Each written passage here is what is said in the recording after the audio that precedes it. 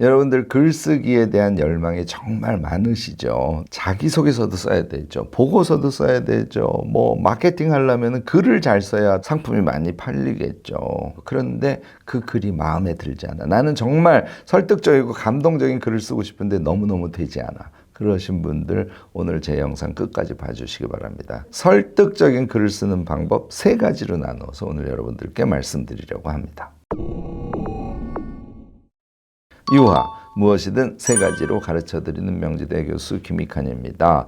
네, 설득적인 글을 쓰는 방법 정말 우리 궁금하지 않습니까? 우선요, 니체가 어떻게 얘기했는지부터 제가 소개를 해드릴게요. 니체가 글 쓰는 방법을 보통 10가지로 이야기했다 해서 블로그에도 나와 있고 소개하는 사람들이 많습니다. 제가 이것을요, 다시 3가지로 정리해서 소개를 먼저 해보겠습니다. 니체가 글을 잘 쓰려고 하면, 물론 글을 잘 쓰는 것은 내용이 중심입니다 하는 게 첫 번째 얘기예요. 그 내용을 어떻게 하면 설득적이 되느냐에 대해서 니체는 이렇게 얘기하고 있습니다. 자신의 삶이 묻어나는 글을 써야 된다. 진정성 얘기죠.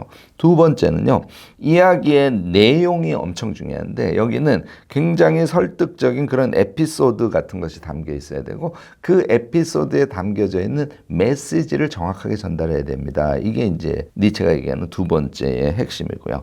추상적인 메시지가 들어갈 때는 그것을 구체화해서 써야 됩니다.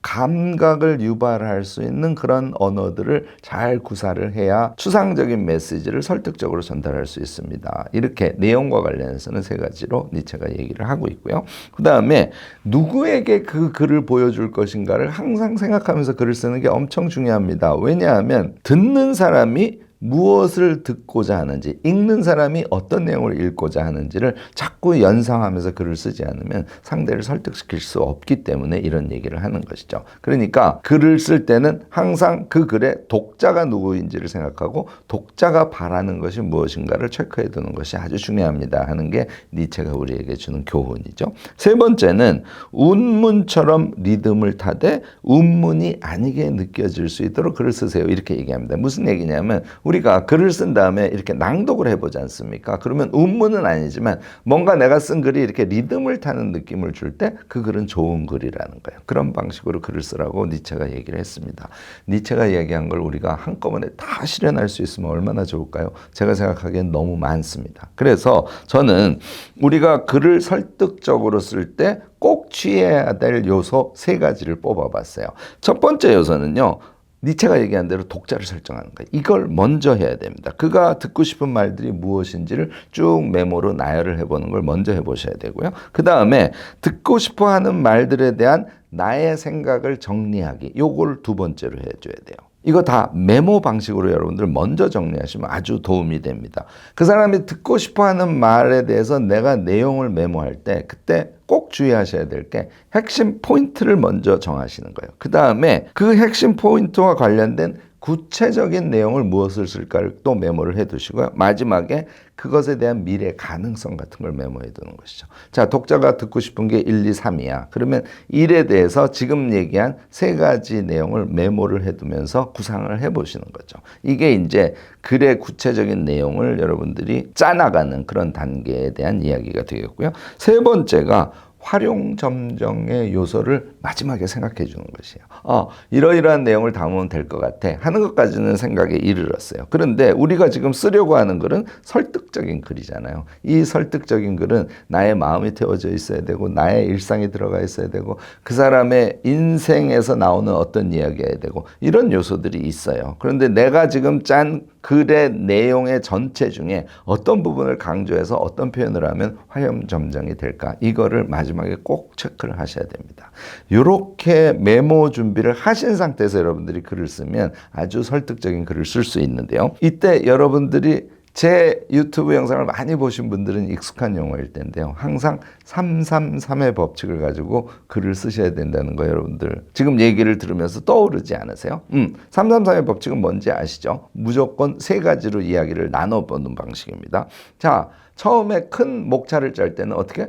도입, 뭐 머릿말 이런 거죠. 그 다음에 본론이 들어갈 거고 맺은 말, 뭐 나가며 이런 것들이 들어갈 거 아니에요. 크게 이렇게 세 가지로 우선 나눠 놓은 다음에 우리가 본론에 아까 제가 얘기한 상대가 듣고 싶어하는 이야기를 나열을 해주고 거기에 내가 쓸 내용들을 쭉 메모를 하는 걸 배치를 하는 것이죠. 그러면 목차가 들어가며가 1이 되고 본론에 있는 것이 뭐 2, 3, 4가 될 수도 있고 2, 3이 될 수도 있고 이렇게 하시는 거죠. 그리고 이제 마지막에 나가며를 배치를 하는 거예요. 제가 제일 마지막에 뭘 하라고요? 활용 점정의 요소를 꼭 생각하라 그랬죠. 요게 이제 글을 쓰는 순서에서 마지막에 하는 것인데요.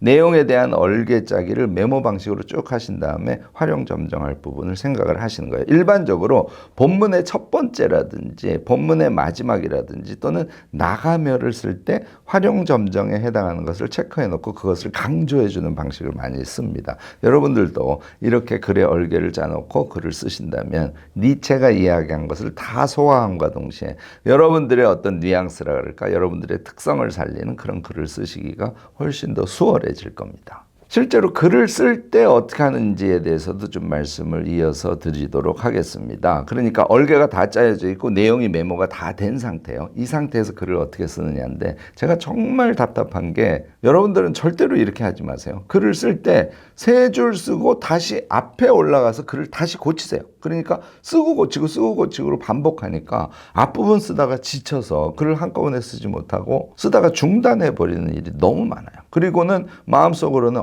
역시 나는 글이 안 되는 사람이야 이러고 좌절해 버리고 그 글 자체를 포기해 버리고 이런 경우가 너무 많아요. 이렇게 쓰시면 안 됩니다. 자, 기본 내용이 이미 다 메모가 돼 있으니까 그 다음에는 문장을 만들지 마세요. 예를 들어서 그것은 그랬습니다 또는 그것은 그랬다 라고 쓸 것이면 그것은 그랬음 이렇게 쓰세요. 일부러 문장 완성을 안 하는 거예요. 그래서 자기가 메모해 놓은 것을 그냥 투박한 문장, 그러니까 완성되지 않는 투박한 표현으로 특히 어미를 완성하지 마세요. 뭐뭐 했음이라고 쓰시기 바랍니다. 이렇게 쭉쭉 써내려가지 않습니까? 그러면 내용에 집중하면서 먼저 초초고를 쓰실 수 있게 돼요. 이걸 먼저 하셔야 됩니다. 이러면 글을 예를 들어서 A4 2장 정도가 되면요. 한 달음에 여러분들이 쓰실 수 있게 돼요. 이렇게 해놓고 쉬셔도 됩니다. 왜냐하면 글의 기본이 다 됐으니까. 이렇게 한 다음에 문장을 완성시키지 않았으니까 다 썼으면 다시 첫 번째로 돌아가서 하나씩 하나씩 문장을 그냥 완성시키면 됩니다. 문장을 완성시킬 때도 너무 표현에 신경 쓰지 말고 일단 어법에 맞게만 문장을 다 써놓은 거예요. 이게 초고예요. 이렇게 초고를 쓰신 다음에 여러분들 2번 고치기를 해주시면 됩니다. 그러면 생각보다 쉽게 여러분들이 글을 쓸 수 있을 뿐만 아니라 한꺼번에 쭉 써내려간 것이기 때문에 맥락적으로 아주 잘 읽히는 글을 쓸 수 있어요. 설득적인 글이라는 거는요. 글의 흐름이 맥락적으로 너무 쉽게 와닿는 그런 형식의 글일 때만 설득적이 되는 거예요. 여러분들 제가 말씀드린 거 꼭 2번이나 3번 정도 실험적으로 제가 말씀드린 대로 그대로 한번 해보시기를 권합니다. 자, 마지막으로 한 가지만 더 좋은 이거 니체가 이미 얘기한 거죠. 운문 같은데 운문처럼 느껴지지 않는 글을 쓰라고 했지 않습니까? 그러니까 읽을 때 쓴 글이 리드미컬하게 읽히는 거 이게 좋은 글이라고 했잖아요. 자, 2번 고치기까지 끝냈어요. 그리고 더 좋은 글을 만들려면 여러분들이 스스로 낭독을 해보시기 바래요. 낭독하다가 조금 막히는 부분이죠. 그 부분은 고치시면 돼요. 이것도 글을 더 잘 읽히게 맛깔나게 또는 리드미컬하게 읽히도록 하기 위한 좋은 방법 중에 하나니까 여러분들 사용해 보셔도 나쁘지 않을 것 같습니다. 여러분들 어떠세요? 제 얘기 들으면 일단 가능성은 느껴지실 겁니다. 제 영상 들으시면서 조금 메모해 두시고요. 그 메모해 두신 것을 자기 방식대로 재해석하셔서 여러분들의 글쓰기 순서 같은 것을 한번 정해 보시고 시도를 해보시면 어떨까 싶습니다. 여러분들도 설득적인 글 쓰는 것에 대한 욕심들이 다 많으시지 않습니까? 이 욕심은요 꼭 달성하시기 바랍니다. 우리가 설득적인 글쓰기를 할 수 있는 사람이 돼야 정말 자유롭게 자기를 표현하고 또 사업도 잘하고 또 일도 잘하고 또 풍부한 지적인 삶도 잘 살아갈 수 있는 그런 사람이 될 수 있지 않을까 싶어요. 여러분들이 갖고 계시는 글쓰기 노하우 많이 있을 겁니다. 댓글로 지혜 나눔 적극적으로 부탁드리고요. 오늘 제 이야기가 도움이 되셨다면 좋아요, 구독, 알림 설정까지 꼭 부탁드리겠습니다.